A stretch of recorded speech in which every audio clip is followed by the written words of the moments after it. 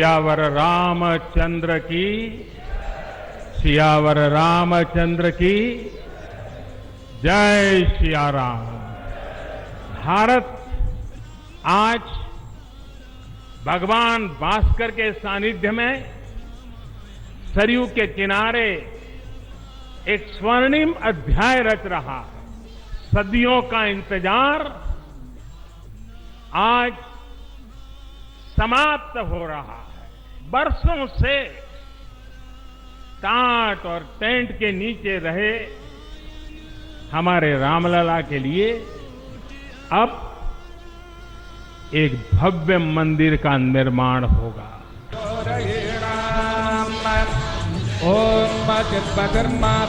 हमें ध्यान रखना है, जब जब मानवता ने राम को माना है, विकास हुआ है। जब जब हम भटके हैं, विनाश के रास्ते खुले हैं। हमें सभी की भावनाओं का ध्यान रखना है। हमें सबके साथ से, सबके विश्वास से सबका विकास करना है। मेरे साथ एक बार फिर बोलिए, जय सिया राम, जय सिया राम।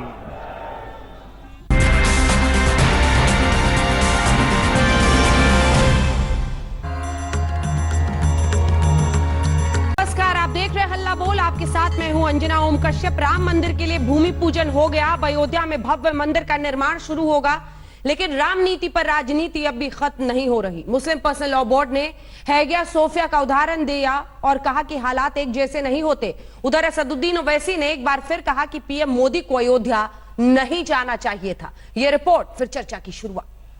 सियावर रामचंद्र की, सियावर रामचंद्र की जय सिया राम। राम सबके हैं, राम सब में है।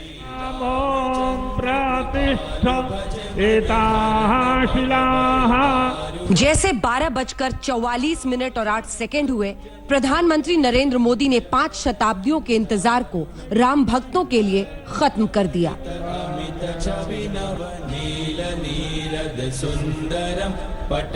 कन्याकुमारी से क्षीर भवानी तक, कोटेश्वर से कामाख्या तक, जगन्नाथ से केदारनाथ तक, सोमनाथ से काशी विश्वनाथ तक, समेत शिखर से श्रवण बेलगोला तक, बोध गया से सारनाथ तक, अमृतसर साहब से पटना साहिब तक, अंडमान से अजमेर तक, लक्षद्वीप से लेह तक, आज पूरा भारत राममय है। प्रधानमंत्री ने इस मंगल बेला को राम जन्मभूमि की आजादी से जोड़ा, सर झुकाकर नमन किया राम मंदिर के आंदोलनकारियों को। बरसों से टाट और टेंट के नीचे रहे हमारे रामलला के लिए अब एक भव्य मंदिर का निर्माण होगा।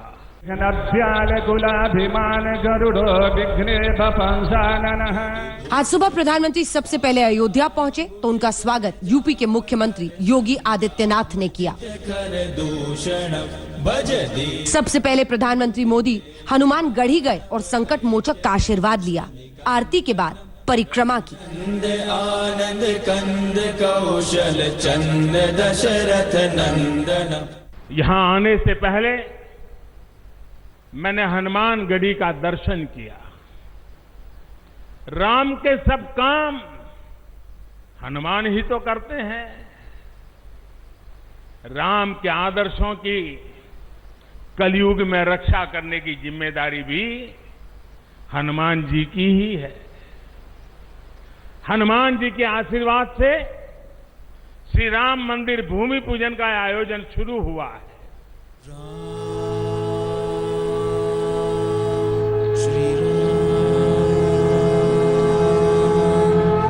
इसके बाद प्रधानमंत्री राम जन्मभूमि परिसर पहुंचे और साष्टांग प्रणाम में समर्पण कर दिया रामलला की मूर्ति के आगे।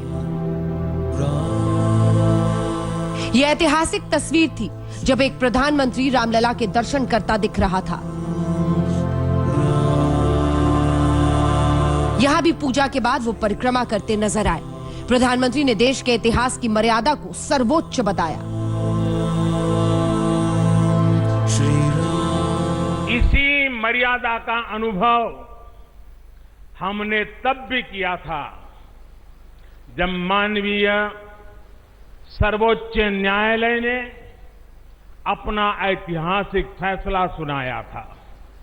हमने तब भी देखा था कि कैसे सभी देशवासियों ने शांति के साथ सभी की भावनाओं का ध्यान रखते हुए व्यवहार किया था।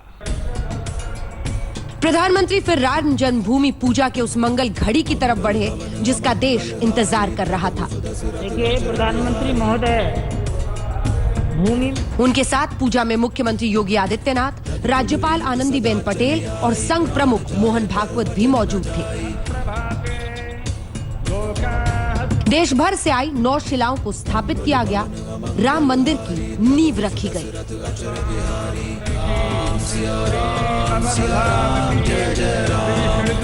जैसे पत्थरों पर श्री राम लिखकर राम सेतु बनाया गया, वैसे ही घर घर से, गांव गांव से श्रद्धापूर्वक पूजित शिलाएं यहां ऊर्जा का स्रोत बन गई है। इधर पूरे देश में मंदिर निर्माण की धूम थी। दूसरी तरफ कुछ लोगों का गुस्सा सोशल मीडिया पर निकल रहा था। All India Muslim personal law board ने ट्वीट किया, बाबरी मस्जिद थी और हमेशा रहेगी। हम लोगों के लिए हैगिया सोफिया एक बड़ा उदाहरण है। अवैध, क्रूर, शर्मनाक और बहुसंख्यक तुष्टीकरण वाले फैसले की मदद से जमीन पर कब्जा कर लेने से हकीकत नहीं बदल जाती। किसी को निराश होने की जरूरत नहीं है। हालात हमेशा एक जैसे नहीं होते। दूसरी तरफ AIMIM के प्रमुख असदुद्दीन ओवैसी ने फिर मस्जिद की दुहाई दी। हमारा काम इंसाफ के लिए लड़ना है। ये बाबरी मस्जिद की लड़ाई इंसाफ की लड़ाई है। ये कोई मुसलमानों की लड़ाई नहीं है। ये भारत के संविधान को बचाने की लड़ाई है। ये भारत इंडिया की रूह को बचाने की लड़ाई है और ये जद्दोजहद हमको जारी रखना पड़ेगा। हालांकि प्रधानमंत्री ने बिना किसी का नाम बोले कुछ जवाब दिए। प्रभु राम के मूल्यों को सर्वोपरि बताया। और भाइयों बहनों, ये भी श्री राम की नीति है। और वो क्या है? भय बिनु होई न प्रीति। इसलिए हमारा देश जितना ताकतवर होगा उतनी ही प्रीति और शांति भी बनी रहेगी। मेरे साथ एक बार फिर बोलिए, जय सिया राम, जय सिया राम। आइए चर्चा की शुरुआत करते हैं। हमारे साथ राज्यसभा सांसद और राष्ट्रीय प्रवक्ता भारतीय जनता पार्टी के सुधांशु त्रिवेदी जी जुड़ गए हैं और असदुद्दीन ओवैसी जी हमारे साथ AIMIM के अध्यक्ष इस वक्त जुड़ गए हैं। ओवैसी जी, आज तो जिस संविधान की दुहाई आप देते हैं उसी संविधान के तहत सुप्रीम कोर्ट में जो सर्वोच्च आस्था है उसका सम्मान करते हुए आप इस कदम का स्वागत कर सकते थे, लेकिन आज एक बार फिर आप इसके खिलाफ गए। ओवैसी जी,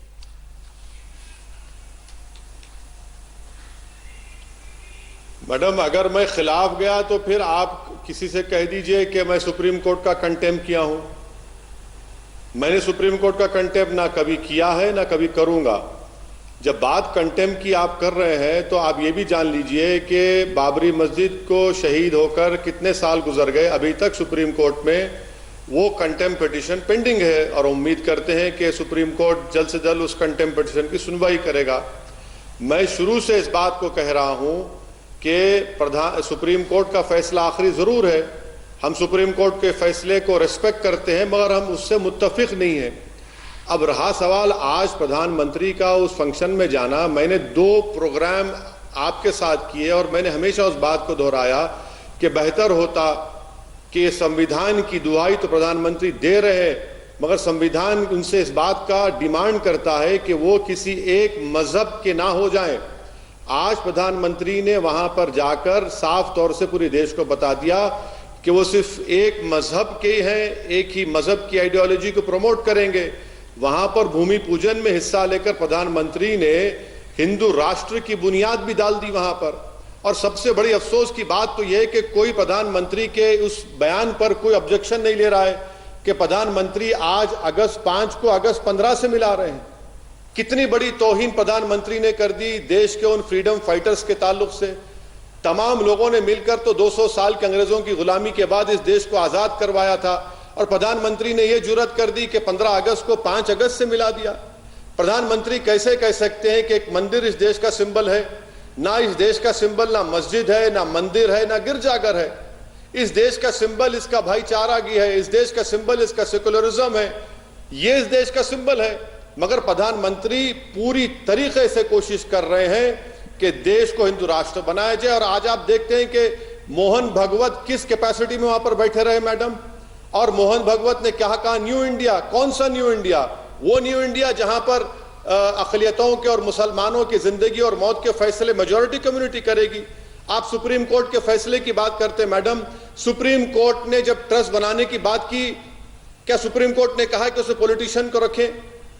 यह भी तो वायलेशन हुआ ना सुप्रीम कोर्ट के जजमेंट के स्पिरिट का, कि पॉलिटिशियंस को वहां पर बुलाया गया है। ठीक है, 3 मुद्दों पर उन्होंने अपनी बात रखी है, जवाब आपको सुधांशु जी देंगे। उनका कहना है कि प्रधानमंत्री आज हिंदू राष्ट्र की नींव रखने के लिए वहां पर गए थे। उनका यह कहना है कि आखिर 15 अगस्त से 5 अगस्त को मिलाकर जब प्रधानमंत्री ने कहा कि आज राम जन्मभूमि आजाद हुई है, तो ये कौन सी आजादी है जिसकी वो बात कर रहे थे? किससे आजादी? और तीसरी बात वो कह रहे हैं कि आखिर किस स्टेटस से वहां पर संघ प्रमुख आज पहुंचे थे? तीनों सवालों का जवाब। तीनों बातों का उत्तर देता हूं। किससे आजादी? अभी असदुद्दीन ओवैसी साहब ने बोला 200 साल की गुलामी। सना 200 साल की गुलामी नहीं है, 1200 साल की गुलामी। पर अफसोस आपकी पार्टी के लोग पहले के 800 साल वालों को तो अपना मानते हैं। तो पूरी गुलामी से मुक्ति सिर्फ 200 साल की गुलामी नहीं जनाब। जब अंग्रेज छोड़ के गए थे तो बड़ी बड़ी मूर्तियां लगी थी किंग जॉर्ज की, क्वीन विक्टोरिया की। भारत के बड़े बड़े चौराहों पे सबको उत्साह पूर्वक उठाकर अलग रख दिया गया और उसकी जगह महात्मा गांधी के अन्य की मूर्ति लगाई गई। किसी ईसाई की भावना उससे आहत नहीं हुई। तो ये अगर गुलामी के प्रतीक का परिवर्तन कम जा रहा है तो ये एक समस्या। अब दूसरी बात, आपने ये बात कही कि कॉन्स्टिट्यूशन, तो मैं ये कहना चाहता हूं संविधान में जो मूल प्रति है, संविधान की मूल प्रति में हर चैप्टर के ऊपर एक चित्र बने। और आप राइट की बात करते हो तो फंडामेंटल राइट के चैप्टर के ऊपर जो चित्र बना है वो भगवान राम, माता सीता और लक्ष्मण का बना है। इसलिए हमारे फंडामेंटल राइट्स की अवधारणा ही वहीं से आती है। इसीलिए राष्ट्रपिता महात्मा गांधी की समाधि पर भी हे राम लिखा है और उनका पॉलिटिकल विजन भी राम राज्य था। जब उन्होंने स्वराज की बात कही 1930 नवजीवन अखबार कांग्रेस का, जिसमें उन्होंने संपादकीय लिखा स्वराज और राम राज्य, यानी जब हमें आजादी मिलेगी तो राम राज्य से ही आएगी। तो राम सारे आदर्शों के प्रेरणा स्रोत, राम संविधान के अधिकारों के प्रेरणा स्रोत। और उसके बाद भी अगर आपको यह नजर आता है, चलिए मैंने एक बार आपको मान लिया, आपने कैसे कहा कि साहब वो कम्युनल है। भाई 12 देशों में रामायण का मंचन होता है, वो सब हिंदू हैं क्या? एकमात्र भगवान होंगे शायद जो दूसरे धर्म के या दूसरे मत संप्रदाय मजहब के लोगों के द्वारा भी उतने ही प्रिय हैं। आज प्रधानमंत्री जी ने बोला कंबोडिया में क्या कहा जाता है, थाईलैंड में रामेकिन कहा जाता है, इंडोनेशिया मुस्लिम देश है वहां प्रतिदिन रामायण आती है, साउथ कोरिया की फर्स्ट लेडी अपना वंश भगवान राम से मानती है। तो मैं इसलिए कह रहा हूं इन तीनों सवालों का जवाब नहीं इसमें शामिल हो रहा है। आप इतिहास बता रहे हैं, आप भूगोल समझा रहे हैं, आप हर देश में रामायण की मान्यता है ये बता रहे हैं। तो मैंने कहा कि फंडामेंटल राइट चैप्टर में भगवान है तो संवैधानिक है या नहीं, बोलिए हाँ या ना। और राष्ट्रपिता का विजन राम राज्य था, बोलिए हाँ या ना। राष्ट्रपिता की समाधि पर राम लिखा, बोलिए हाँ या ना। तो राम सांप्रदायिक है, पूछिए ओवैसी जी से हाँ या ना। ओवैसी जी। सुधांशु जी, आप सबसे पढ़े लिखे जानकार इंटेलेक्चुअल हैं बीजेपी में, सिर्फ आप ही हैं। मैं आपसे पूछ रहा हूं कि जब नाथुराम गोडसे ने गांधी को गोली मारी तो गांधी ने कहा था है राम, और गोडसे के साथ सावरकर भी इस कॉन्स्पिरेसी में शामिल थे, जिसको जस्टिस कपूर कमीशन ने बताया कि सावरकर भी गांधी के कत्ल में को कॉन्स्पिरेटर थे। सुधांशु जी, जब गांधी ने हे राम कहा और मारने वाले के साथ सावरकर, आपकी सावरकर से कितनी मोहब्बत है मैं जानता हूं। दूसरा बात सुधांशु जी, आपने उठाया कि संविधान जो पहली किताब बनाई गई थी उसमें राम सीता की तस्वीर है। बिल्कुल सही है सुधांशु जी, आप ये क्यों भूल जाते हैं कि उसी किताब में टीपू सुल्तान की तस्वीर है, अकबर की तस्वीर है, गौतम बुद्ध की तस्वीर है, गुरु नानक की है।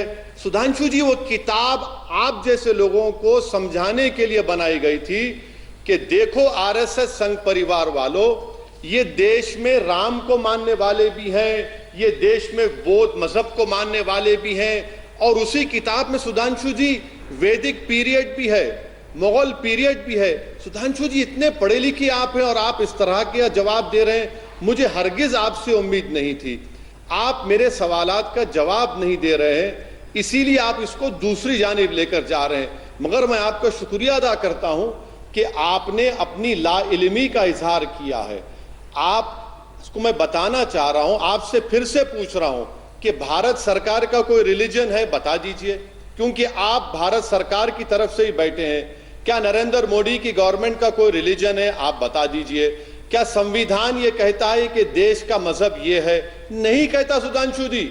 और आप गांधी की बात करते हैं, मैं आपसे गुजारिश करूंगा कि गांधी और के मुंशी की गुफ्तगू को पढ़ लीजिए गुफ्तगू को। सुधांशु जी, हाँ, मैं बताता हूं ओवैसी साहब, भारत की सरकारों का रिलीजन रहा है। और बताता हूं, हिंदू राष्ट्र को नहीं, आंशिक मुस्लिम राष्ट्र को यह है।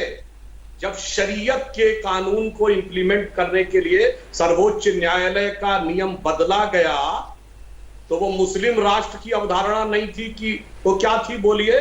तब कोई एक शब्द निकला था सेक्युलरिज्म के चैंपियनों के मुंह से कि उस औरत को 80 रुपया नहीं मिलना चाहिए। चूंकि धार्मिक मामला है, तो वो शरीयत का लॉ किसने लागू किया? भारत की संसद ने। यस, आवाज। 4 बीबी का नियम किसने रखा? मुस्लिम पर्सनल लॉ बोर्ड अडॉप्ट किया भारत की संसद ने। अब बोलिए जनाब। और भारत के प्रधानमंत्री स्वर्गीय नरसिम्हा राव ने कांग्रेस में प्रस्ताव पारित करके कहा, तथाकथित बाबरी मस्जिद हम फिर बनाएंगे। जहां तक मेरी जानकारी है, इस्लामी मान्यता के अनुसार गैर मुस्लिम नहीं बना सकता, काफिर को हक नहीं है मस्जिद तामील करने का। मगर मुलायम सिंह यादव ने भी कहा था कि हम मस्जिद बनवाएंगे। अब ये मजहब नहीं दिख रहा था आपको, ये तो मुस्लिम राष्ट्र के अंश दिख रहे थे।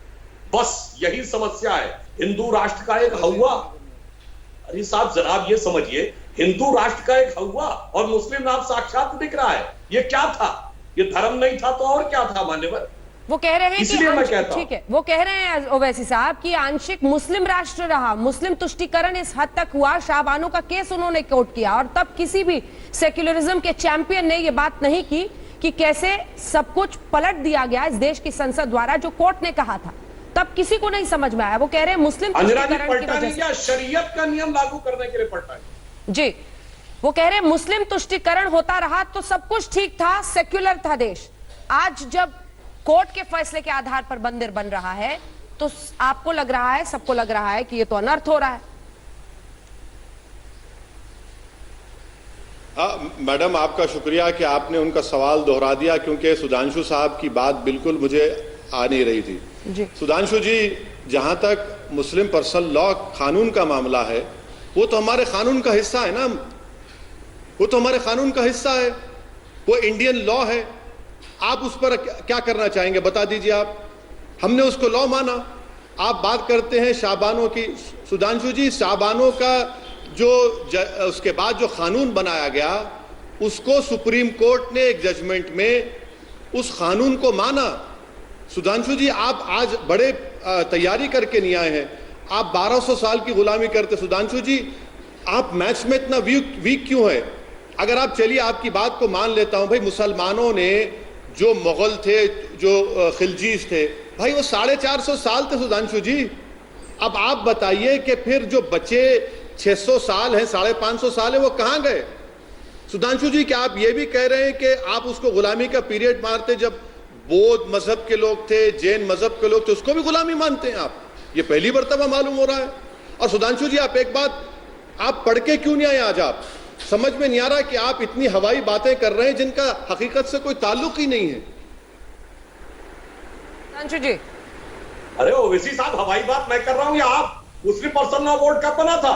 1970 कि संविधान में था मुस्लिम पर्सनल लॉ बोर्ड। आपने मान लिया ना कि कानून में शरीयत है, तो मेरी बात साबित कर दी। आंशिक मुस्लिम राष्ट्र था, और संविधान में जब सेक्युलरिज्म की बात आई तो अब आइए पढ़ के बात करिए। संविधान सभा ने सेक्युलर शब्द स्वीकार किया था? नहीं।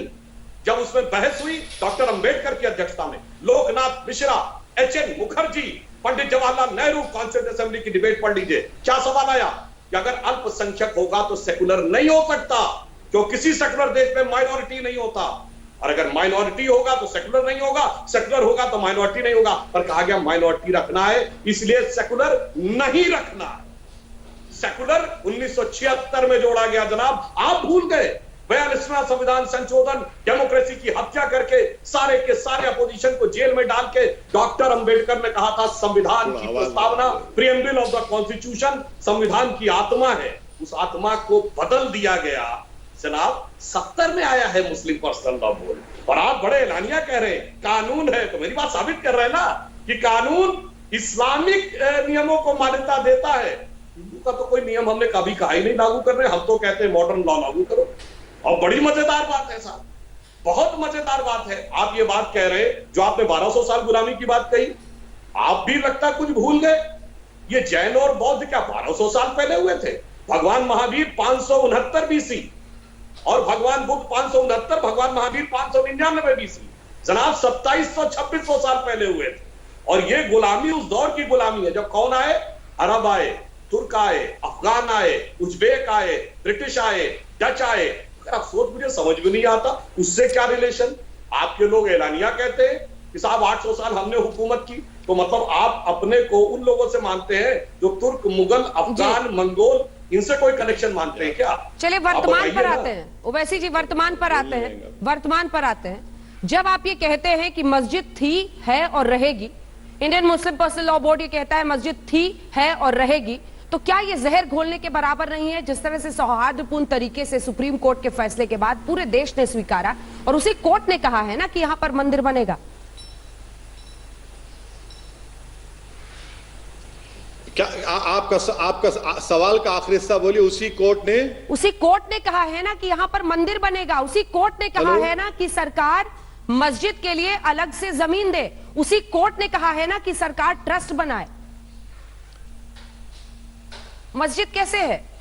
मैडम, अगर मैंने ये कहा है, सुनिए मैडम, मैं अगर ये कह रहा हूं कि यहां पर मस्जिद है और थी और है और रहेगी, तो ये मेरा राइट है। इसमें कंटेम्प्ट कहां से आ रहा है बताइए आप? और मैं बोलता रहूंगा, जब कभी भी 5 अगस्त आएगा, जब कभी भी 6 दिसंबर आएगा, असदुद्दीन ओवैसी बोलता रहेगा ये बात को। ये उकसाने के बराबर नहीं है ओवैसी जी। ओवैसी जी, आपको टोक कर एक सवाल पूछ रही हूं सर, काउंटर क्वेश्चन है। क्या ये लोगों को उकसाने के बराबर नहीं है? ये एक ऐसा मैटर जिससे अब आगे बढ़ने की जरूरत है, उसमें जहर घोलने के बराबर नहीं है। किसको उकसा रहे हैं आप? मैडम, किसी को उकसा नहीं रहे हैं, हकीकत बता रहे हैं। अगर 6 दिसंबर को 92 को सुधांशु जी की पार्टी सुप्रीम कोर्ट को झूठ बोलकर बाबरी मस्जिद को शहीद नहीं करती, तो क्या आज का फैसला आता? ये सुधांशु जी भी जानते हैं। और उमा भारती को बिठा लिया वहां पर जो एक्यूज है उस केस में। मैडम, एक बात प्लीज आप समझिए कि ये मेरा फ्रीडम ऑफ एक्सप्रेशन का राइट है। मैं इसको बोलता रहूंगा, उकसा नहीं रहा हूं। मैं किसी को नहीं कह रहा हूं कि खुदा ना खास्ता लॉ एंड ऑर्डर लो। मैडम, आप जानते हैं, आपके टीवी प्रोग्राम पर आपने कई न्यूज दिखाए हैं कि किसका नाम लेकर, गाय का नाम लेकर लुकमान को मारा गया परसों। कौन किसका नाम ले रहा है? और सुधांशु जी को मैं फिर से समझा रहा हूं, बड़ी इज्जत के साथ उनको समझा रहा हूं कि कि सुधांशु जी, मुस्लिम पर्सनल लॉ बोर्ड एक सोसाइटी एक्ट में रजिस्टर हुआ, मगर मुस्लिम पर्सनल लॉ है अभी कानून में भारत के। वो शरीयत, आप शरीयत को समझते नहीं है सुधांशु जी, आप शरीयत शरीयत कहे जा रहे हैं। सुधांशु जी, जैसा हिंदू मैरिज एक्ट है वही सिविल मैटर्स में ये भी है। क्या आप हिंदू मैरिज एक्ट को खत्म कर देंगे? आप बताइए, हिंदू मैरिज एक्ट है नहीं है? क्या आप ये नहीं जानते सुधांशु जी कि हिंदू अनडिवाइडेड फैमिली एक्ट है? उसके बारे में आपकी राय क्या है? मैं आपसे बताने की कोशिश कर रहा हूं कि आपके पार्टी और प्रधानमंत्री ने आज वहां पर जाकर इस बात का सबूत दिया कि उनका मजहब, उनका रिलीजन सब पर सुपर इंपोज करेंगे। प्रधानमंत्री ने 5 अगस्त को 15 अगस्त से जोड़ दिया, आप उस पर कुछ कहना नहीं चाहते। सुधांशु जी, मोहन भागवत वहां पर किस कैपेसिटी में बैठे? यही वो आरएसएस है जिसने विश्व हिंदू परिषद को 1960s में बनाकर राम जन्मभूमि की बात की। उससे पहले तो ना मालविया ने बात की, उससे पहले तो ना के मुंशी ने बात की। सुप्रीम कोर्ट का फैसला है, आखिरी फैसला हम रेस्पेक्ट करते हैं, मगर अगर मैं उससे मुत्तफिक नहीं हूं तो कोई कंटेम्प्ट नहीं कर रहा हूं। क्या सुधांशु जी की सरकार जाकर सुप्रीम कोर्ट से कहेगी कि जो कंटेम्प्ट पिटीशन इतने बरसों से सुप्रीम कोर्ट में पेंडिंग है, क्या उस पर सुनवाई होगी? सुनवाई करवाइए ना, क्यों नहीं करवाते कंटेम्प्ट पिटीशन पर सुनवाई आप? सुधांशु जी जवाब दीजिए। और संघ प्रमुख पर ये दूसरी तीसरी बार वो सवाल पूछ रहे हैं, उसका भी जवाब दीजिएगा। किसका? किस चीज का? संघ प्रमुख किस कैपेसिटी में वहां बैठे? संघ प्रमुख बता रहा हूं, मैं बता रहा हूं। संघ प्रमुख इसलिए वहां थे कि भारत का सबसे बड़ा संगठन यदि आज की डेट में कोई है किसी भी क्षेत्र में, मैं अंजना जी कई बार बोल चुका हूं, वनवासी क्षेत्र में सबसे बड़ा वनवासी कल्याण आश्रम, दलित क्षेत्रों में सबसे बड़ा सेवा भारती, विश्वविद्यालयों में सबसे बड़ा विद्या भारती, विद्यार्थी परिषद सबसे बड़ा धार्मिक संगठन विश्व हिंदू परिषद, और जितने भी अनुषांगिक संगठन हैं, अगर आप देखें वर्ल्ड में कोई एक संगठन नहीं जिसके 30,000 स्कूल हो, वो सब संघ के हैं। तो संघ इस समय सामाजिक जीवन के सबसे बड़े संगठन के रूप में है, तो सामाजिक प्रतिनिधित्व के रूप में था, उसमें क्या समस्या की बात है? इसलिए राम मंदिर के भूमि पूजन में बैठे सुधांशु जी, इसलिए क्योंकि वो सबसे बड़ा संगठन है और वो इसलिए कि वो तमाम वनवासी इलाकों में काम करते हैं। सबसे पहले राम जन्मभूमि का समर्थन किया था। इनसे पूछिए कि जब आपने स्वतंत्रता आंदोलन में स्वतंत्रता संग्राम सेनानियों को पेंशन दी थी तो सबको दे दी थी क्या? सिर्फ उन्हीं को दी थी ना जो स्वतंत्रता लड़े थे। आप कह रहे हैं कि जो लड़े नहीं थे बल्कि उल्टा खड़े थे, मतलब जो अंग्रेजों के पिट्ठू थे उनको भी स्वतंत्रता संग्राम सेनानी का पेंशन दिया गया था क्या? अब ये सवाल किया गया था कि ये क्यों आके बैठे हैं? ये बताइए ना। महात्मा गांधी के पास पूरी कैबिनेट गई थी, महात्मा गांधी न राष्ट्रपति न प्रधानमंत्री थे, न कांग्रेस के अध्यक्ष थे, न कैबिनेट के सदस्य थे।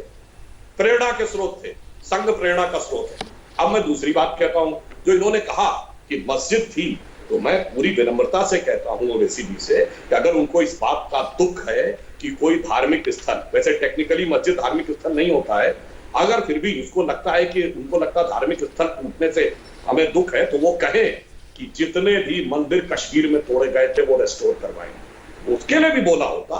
धुबरी बरपेटा से लेके मल्लापुरम तक 92 के बाद जितने मंदिर तोड़े गए, आप कहते हैं कि हाँ ठीक है, उनका भी उद्धार दोबारा होना चाहिए, तो मैं मानता कि ईमानदारी है। और आपके तो सांसद, विधायक और छोटे भाई खुद कह चुके हैं 800 साल जिन्होंने हुकूमत की, तो मैं और किसी की बात नहीं कह रहा हूं, जिन्होंने खुद लिखा तजुके बाबरी में बाबर ने लिखा ये मंदिर मैंने तोड़े, आईने अकबरी में अकबर ने भी लिखा ये मंदिर तोड़े, फतवाए आलमगीरी में लिखा औरंगजेब ने मैंने ये मंदिर तोड़े, फतवते फिरोज शाही में फिरोज शाह तुगलक ने लिखा ये तोड़े। आप कहते हैं वो भी बहाल कर दो, वैसे जी तब तो हम मानते हैं कि ईमानदारी है, अन्यथा वो सब तो रहेंगे और यथावत। और एक में आप कहेंगे, और फिर मैं ईमानदारी से कहता हूं एक बात और, आपने कहा कि बाबरी मस्जिद की कोर्ट निर्णय दे चुका है, मैं फिर कह रहा हूं और लाखों दर्शक देख रहे होंगे, बताइए बाबर ने कहीं लिखा कि मैंने मस्जिद बनाई? उसने तमाम चीजें लिखी, अपने तजुके बाबरी में लिखा नहीं, हुमायूं नामा में उल्लेख है नहीं, आईने अकबरी में उल्लेख है नहीं, जहांगीर नामा में नहीं, फतवाए आलमगीरी से आता है। और एक विदेशी ट्रेवलर आता है 16808 से 1611 विलियम फिंच, वो कोई इस्लामिक स्ट्रक्चर का उल्लेख नहीं करता। 1800 में जो जोसेफ टिफेंसलर आता है उल्लेख, ये सारे साक्ष्य कोर्ट में आ चुके हैं। फिर भी अगर आप मानते हैं तो मैंने अपना पहला वक्तव्य दिया, आप उन सारे धर्म स्थलों के लिए एक समान नीति अपनाइए, अन्यथा फिर आप एक आंख से देख रहे हैं। और अंत में फिर कहता हूं, बिल्कुल मुस्लिम पर्सनल लॉ भारत के कानून में मान्यता प्राप्त है और वो विशुद्ध इस्लामिक कानून से चलता है। इसीलिए मैंने कहा भारत आंशिक रूप से मुस्लिम राष्ट्र बनाया गया था। तो वैसे जी इसका जवाब। और प्रधानमंत्री तो खुद कहते हैं सर कि मैं संघ का सिपाही हूं। उन्होंने देश की संसद में कहा है, वो स्वीकारते हैं कि हम सब मिलकर संघ के लिए काम करते हैं, तो इसमें कोई पर्दादारी तो है नहीं। एक के बाद एक हर सवाल का जवाब देता हूं मैडम, क्योंकि वक्त बहुत कम है और आप थोड़ा टेक्निकल डिफिकल्टी से आवाज खराब आ रही थी, अब अच्छी आ रही है। जितना मैं सुन पाया सुधांशु साहब का मैं जवाब दूंगा। सुधांशु जी, आरएसएस का जो ओथ है, मैं आपको कोट कर रहा हूं DR गोयल राष्ट्रीय स्वयंसेवक किताब से।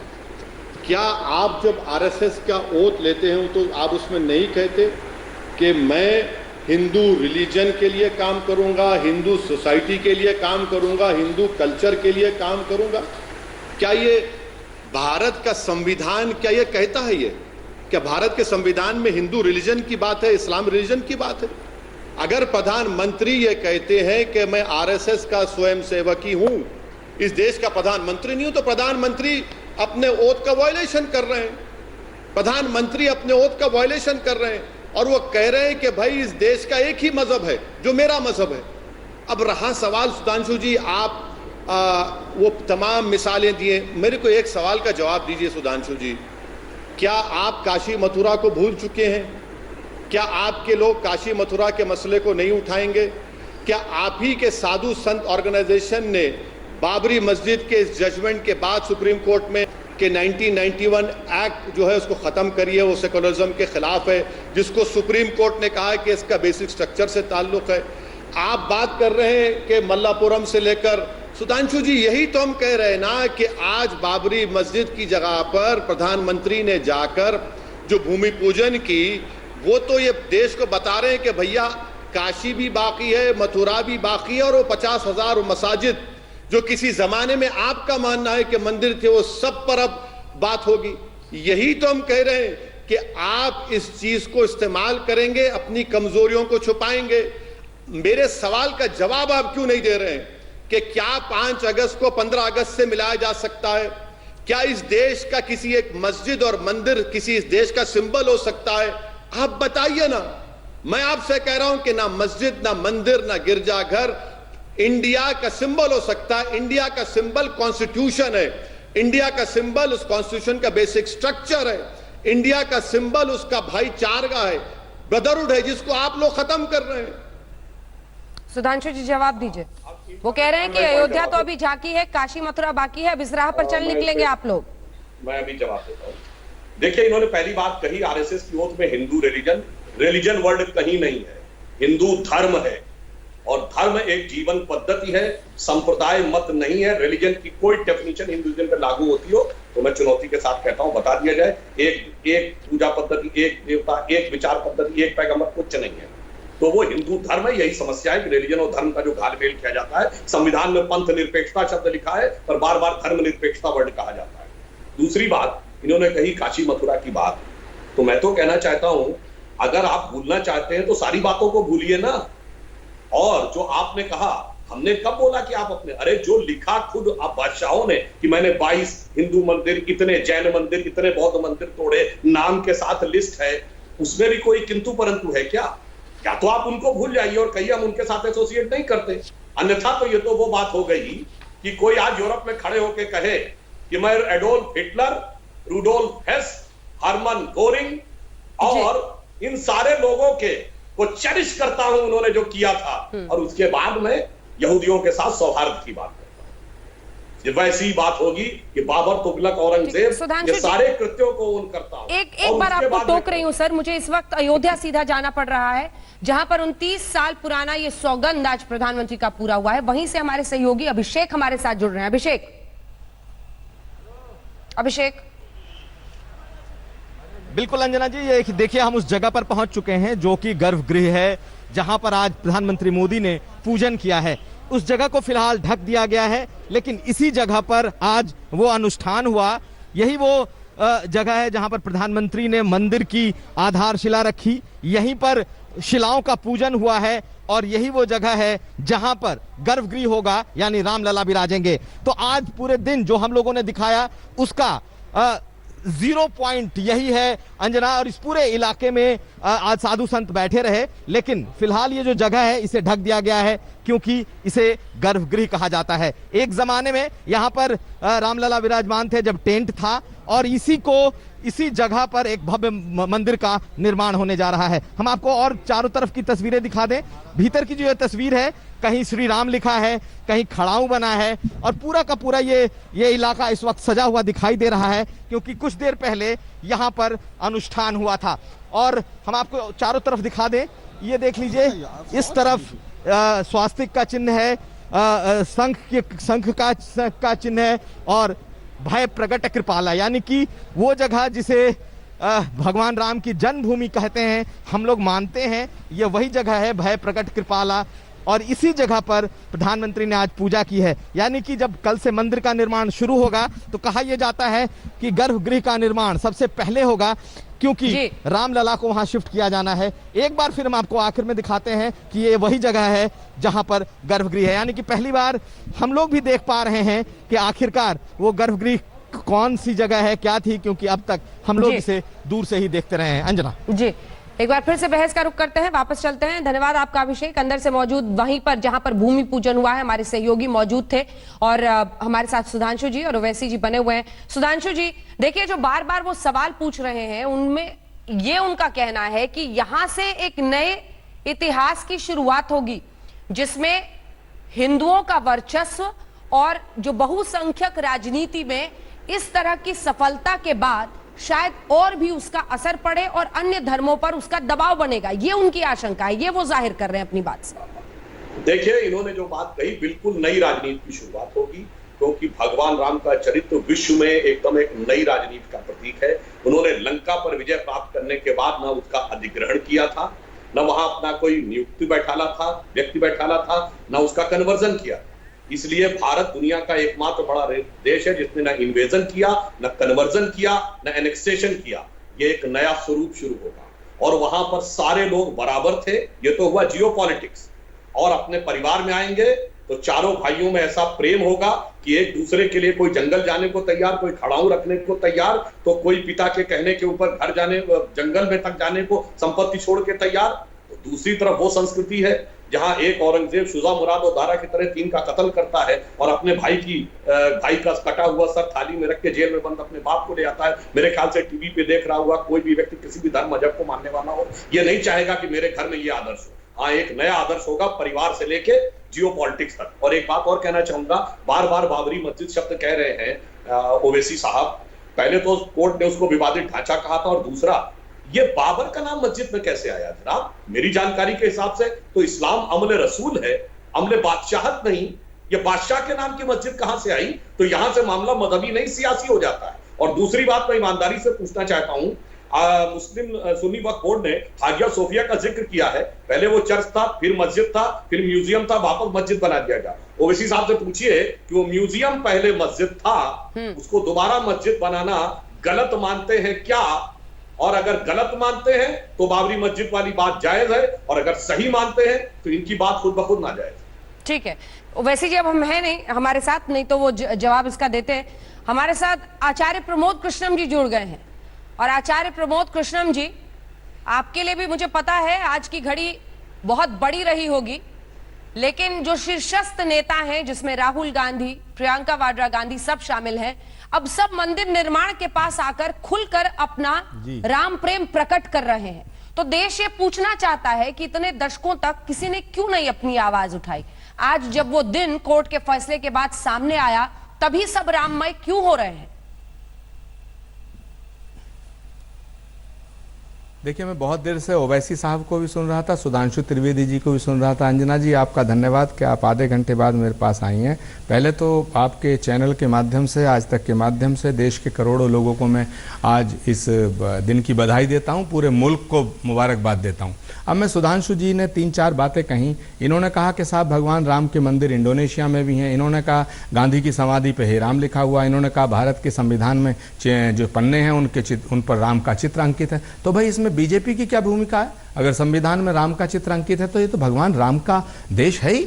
अगर इंडोनेशिया में मंदिर हैं भगवान राम के तो बीजेपी की भूमिका क्या है? अगर गांधी की समाधि पे हे राम लिखा तो उसमें आपकी भूमिका क्या है? अंजना जी, मसला ये है कि भगवान राम पर कोई सवाल नहीं है, ना भगवान राम पर कोई सवाल कर सकता है, ना भगवान राम का कोई विरोध कर सकता है। विरोध है इस बात का कि भगवान राम सिर्फ भाजपा के हैं और भगवान राम सिर्फ हमारे हैं और भगवान राम पे जो कब्जा किया जा रहा, विरोध उस बात का है और ये विरोध होता रहेगा, ये विरोध होता रहेगा। भारतीय जनता पार्टी को सूट करते हैं ओवैसी, ओवैसी साहब को सूट करती है बीजेपी।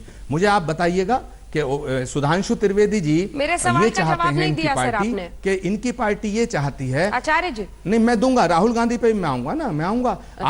आप भारतीय जनता पार्टी के तमाम नेताओं से ओवैसी साहब का फेस ऑफ कराते हैं, मुठभेड़ कराते हैं, कभी सलमान खुर्शीद का क्यों नहीं कराते, कभी फारूक अब्दुल्ला, आप बोलिए सलमान खुर्शीद साहब को वो आ जाए, आप बोलिए सलमान खुर्शीद साहब को कभी क्यों नहीं कराते? क्यों? क्योंकि ये वो तो टाइम ही बहुत कम देते हैं। हम लोग हमेशा अर्जी करते हैं। आज भी हमने कांग्रेस के गेस्ट के लिए कहा था, आज भी वो इस बहस में नहीं शामिल होना चाह रहे थे, वरना आ जाते। और जिस तरह से प्रियंका वाड्रा पर सीधा, मैं एक बात कह रहा हूं, प्रियंका वाड्रा पर सीधा कहा था बीते दिन ही उन्होंने, असदुद्दीन ओवैसी ने, आ जाते कांग्रेस की कोई तरफ से कोई भी प्रवक्ता नेता बड़े से बड़े उनको जवाब देते, पर तैयार ही नहीं हुए सर। चलिए अंजना जी, अगर आपने उन्हें संपर्क किया और वो नहीं किसी वजह से आ पाए तो फिर आएंगे, ये आपका धन्यवाद। लेकिन मैं अपनी बात को कंप्लीट करना चाहता हूं। मैं ये कहना चाहता हूं बीजेपी ये चाहती है कि ओवैसी और उनकी पार्टी हिंदुओं को गाली दे और ओवैसी ये चाहते हैं कि बीजेपी और इनके तमाम सपोर्टिंग संगठन मुसलमानों को गाली दे। एक हिंदू की बात करे, एक मुसलमान की बात करे। अरे भाई, हिंदुस्तान की बात कौन करेगा? और जो हिंदुस्तान की बात करेगा उसे बीजेपी कहेगी ये हिंदू विरोधी हैं और वो ओवैसी की पार्टी वाले कहेंगे ये मुसलमान विरोधी हैं। ये हिंदुस्तान बचेगा कैसे? हिंदुस्तान रहेगा कैसे? क्या कौन राम बचाएगा? के जो बीजेपी में लोग नहीं है और राम के नहीं है, कौन बचाएगा? नहीं, क्या जो भाजपा में नहीं है, चारों शंकराचार्यों को आप इनवाइट नहीं करते? आप चारों शंकराचार्यों को इन्वाइट नहीं करते? अब देखिए, आप अपना गोल पोस्ट ही बदल रहे हैं सर। कभी कहते हैं कांग्रेस को नहीं इन्वाइट करते, सलमान खुर्शीद को नहीं करते, कभी कह रहे हैं आप शंकराचार्य को नहीं इन्वाइट करते। तो हमारा गेस्ट लिस्ट तो आप नहीं बताएंगे सर, हमने आपको बुलाया है। मैंने ये नहीं कहा सलमान खुर्शीद को राम मंदिर के समारोह में इन्वाइट करो।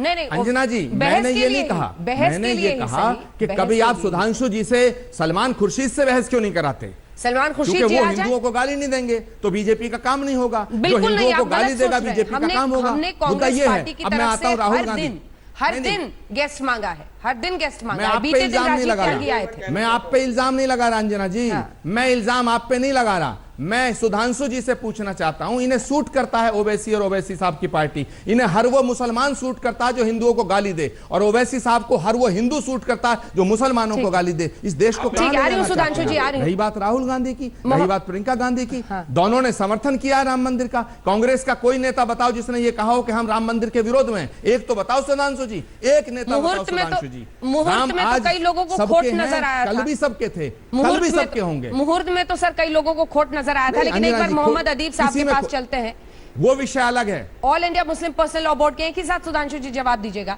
अदीब साहब, जब एक वक्त पर कोर्ट के फैसले के बाद सौहार्दपूर्ण वातावरण में देश में राम जन्मभूमि की आज पूजा हो गई, उसके बाद ये जहर उगलने की क्या जरूरत है भड़काने के लिए? जब आपकी तरफ से स्टेटमेंट जारी किया गया है सोशल मीडिया पर कि मस्जिद थी, है और रहेगी, ये उकसाना नहीं है तो क्या है? देखिए, कोर्ट के फैसले के बाद हम लोग कुछ और नहीं कर सकते हैं।